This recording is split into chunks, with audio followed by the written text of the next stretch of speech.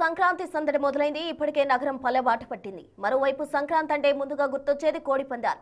అందులోనూ భీమవరం అంటే కోడిపందాలకు పెట్టింది పేరు అని ప్రత్యేకంగా చెప్పనవసరం లేదు. అయితే భీమవరంలో కోడిపందాలు చూసేందుకు తెలంగాణ, తమిళనాడు, కర్ణాటక నుంచి పెద్ద ఎత్తున పందెంరాయుళ్లు తరలి వస్తుంటారు. ఇప్పటికే గోదావరి జిల్లాలో పెద్ద ఎత్తున కోడిపందాలు బరులు రెడీ అవుతున్నాయి.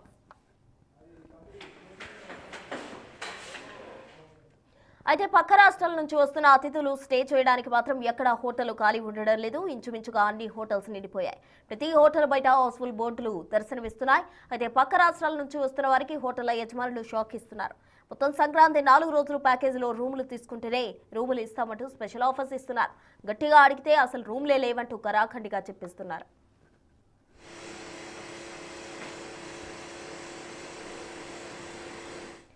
పశ్చిమ గోదావరి జిల్లాలోని భీమవరం, ఏలూరు, తాడేపల్లిగూడెం, తణుకు, పాలకొల్లు, నరసాపురం, ఆకివీడులో ఉన్న హోటల్స్ లో ఉన్న దాదాపు అన్ని హోటల్లోనూ నో రూమ్స్ బోర్డులు దర్శనమిస్తున్నాయి.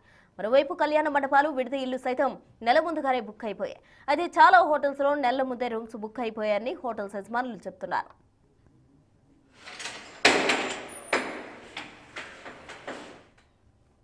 ప్రస్తుతం భీమవరంలో చూస్తే పెద్ద హోటల్స్ లో సంక్రాంతి 4 రోజులు కలిపి ప్యాకేజీల రూపులు బుక్ అయ్యాయి. సాధారణ సమయంలో రూమ్లకు ఒక రేటు ఉంటే సంక్రాంతి 4 రోజులు మాత్రం ఆ రేటు 3 రెట్లుగా మారిపోయిన పరిస్థితి కనిపిస్తోంది. అయితే ఎంత ప్యాకేజ్ అయినా పర్వాలేదు, రూమ్ దొరికితే చాలు అన్నా కూడా రూమ్లు దొరికే పరిస్థితి లేదు. మరింత సమాచారం భీమవరం నుంచి మా ప్రతినిధి సాగర్ అందిస్తారు. టీటీడీకి రికమెండేషన్ లెటర్లు చూసుకుంటారు, లేకపోతే ఏదైనా సినిమా థియేటర్లకి సంబంధించి ఆబ్లిగేషన్లు చూసుంటారు సినిమా టికెట్లకి. ఇప్పుడు భీమవరం టైం వచ్చింది. భీమవరంలో రూములు కావాలంటూ రాజకీయ నేతల మీద ఒత్తిళ్లు పెరిగిపోతున్నాయి. ప్రస్తుతం మనం భీమవరంలో ఉన్నాం. ఇక్కడ ఇప్పటికే నగరంలో మనం ప్రముఖ హోటళ్ళన్నీ తిరగడం జరిగింది. అన్ని హోటళ్ళు కూడా హౌస్ఫుల్ బోర్డులు పెట్టేశారు. ఎక్కడ రూములు ఖాళీ లేవు. 13, 14, 15, 16 కూడా అన్ని రోజులు పండుగకి ఒకరోజు ముందు ఒకరోజు తర్వాత కూడా పూర్తిగా రూమ్లన్నీ అయిపోయినాయి అంటున్నారు. ప్రస్తుతం మనం రత్నం హోటల్ రత్నంలో ఉన్నాం. వీళ్ళని కూడా అడుగుదాం, ఏమేంటి రూమ్లు ఉన్నాయా? రూమ్స్ అయితే ఏం లేవు. డబ్బులు ఇస్తామండి. డబ్బులు ఇస్తే ముందు బుక్ అయిపోయినాయండి. అంటే ఏదన్నా ఒకటి ఉంచుతారు కదా, ఎమ్మెల్యే గారి బంధువులు, ఎక్స్ ఎమ్మెల్యే గారి బంధువులు. ఏమీ లేవండి. మామూలుగా డిపార్ట్మెంట్ వాళ్ళకి ఇస్తారు రూమ్, ఆ రూమ్ ఒకటి కన్వర్ట్ అయిపోయినాయి. మొత్తం అన్నీ అయిపోయినాయి. ఎక్కువ డబ్బులు ఇస్తామంటే ఎక్కువ డబ్బులు ఇచ్చినా లేవండి. బుక్ అయిపోయిన తర్వాత ఇంకెలాగ ఇస్తామండి. ఏంటండి 13వ తారీఖు ఎంత తీసుకున్నారు రెంట్? మామూలుగా దాని మీద రెంట్ ఎక్కువ ఉంటుంది. అంతేనా?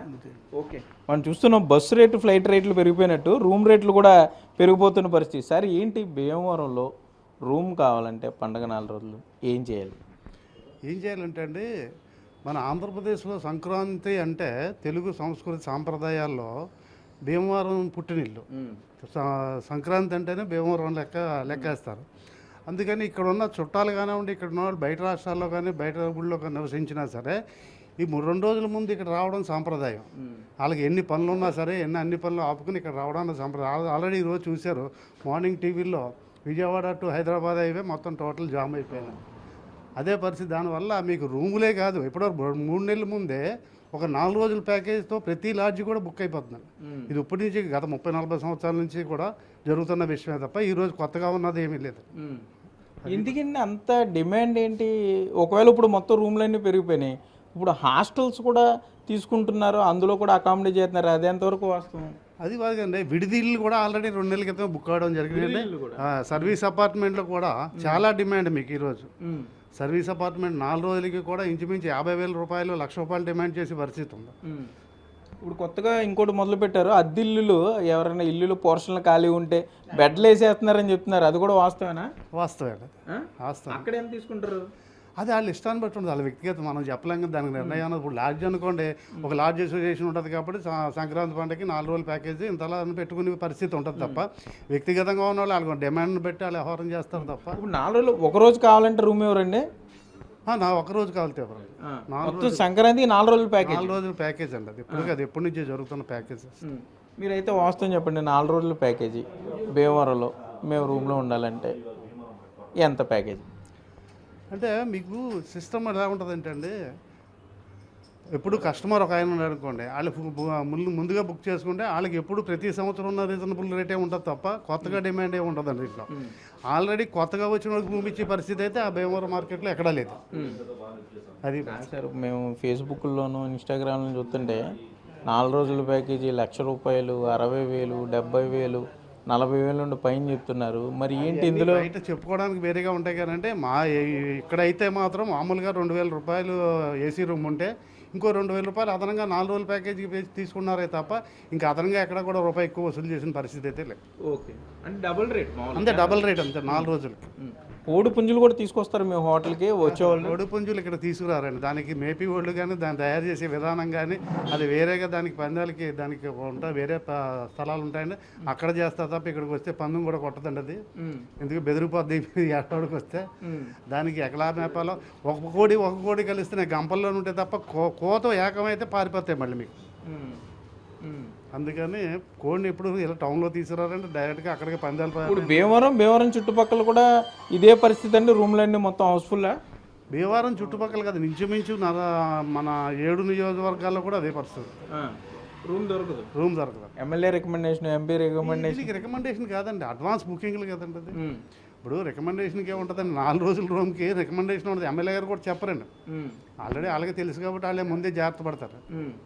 ఓకే, అయితే మనం చూస్తున్నాం భీమవరంలో రూమ్ కావాలంటే రాజకీయ నేతల ఒత్తిళ్ళు కూడా కుదరవనే చెప్తున్నారు. ఎందుకంటే బిఫోర్గా బుక్ అయిపోతున్నాయి. అంటే జనవరిలో పండగ అంటే నవంబర్లోనే, సెప్టెంబర్, అక్టోబర్, నవంబర్ నెలలోనే రెగ్యులర్ కస్టమర్లు బుక్ చేసుకునే వాళ్ళు కొంతమంది ఉంటారు. మరి కొంతమంది ముందుగానే జాగ్రత్త పడి బిఫోర్గా బుక్ చేసిన పేమెంట్లు కూడా.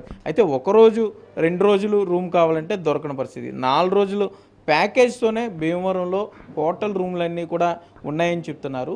ప్రీమియం హోటల్స్లో ఈ ధర మరింత అధికంగా ఉంటుంది, తలకు మించిన భారం కూడా అవుతుంది. కానీ పందెంరాయుళ్ళు ఈ 4 రోజుల ఖర్చుని కొంత ఆలోచించే పరిస్థితుల్లో ఉండరు కాబట్టి ఆ పడుకోవడానికి కేవలం ఆ 4-5 గంటలు మాత్రమే రూమ్కి వచ్చి మరలా వెళ్ళిపోతారు కాబట్టి దీని గురించి పెద్దగా ఆలోచించే పరిస్థితి లేదు. రాబోయే సంక్రాంతికి సంబంధించి భీమవరంతో పాటుగా ఉమ్మడి పశ్చిమ గోదావరి జిల్లా వ్యాప్తంగా అన్ని హోటళ్ళ బయట హౌస్ఫుల్ బోర్డులే దర్శనమిస్తున్నాయి. కెమెరామెన్ భాగ్యరాజ్తో సాగర్, బిగ్ టీవీ, భీమవరం నుండి.